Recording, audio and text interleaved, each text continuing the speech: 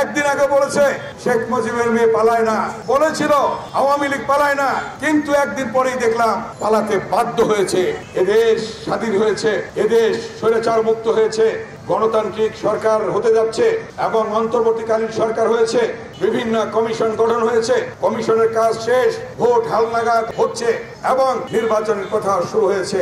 আমরা আশা করব জাতির যেটা প্রত্যাশা, দ্রুত একটি নির্বাচন দিয়ে জনগণের সরকার কায়েম হবে এবং জনগণ এই সরকার পরিচালনা করবে, এটাই আজকে জনগণের প্রত্যাশা। সেই অনুযায়ী অন্তর্বর্তীকালীন সরকার কাজ করছেন, আমরা তাদের সহযোগিতা করতে চাই এবং আমাদের সহযোগিতা থাকবে।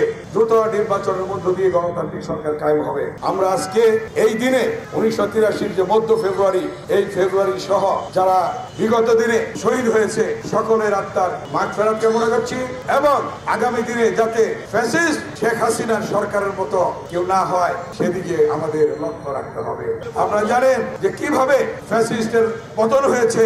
1 ঘন্টা আগে, 2 ঘন্টা আগে, একদিন আগে বলেছে শেখ মুজিবের মেয়ে পালায় না, বলেছিল আওয়ামী লীগ পালায় না, কিন্তু একদিন পরেই দেখলাম পালাতে বাধ্য হয়েছে। শুধু শেখ হাসিনা নয়, ফ্যাসিস্ট শেখ হাসিনা নয়, পালিয়েছে এদেশের যারা আওয়ামী লীগ করতো তারা পালিয়েছে, তারা অপকর্ম করেছে এবং তারা বাংলাদেশে লুটপাট করেছে এবং ফ্যাসিবাদের দোসররা এ দেশ থেকে পালিয়েছে।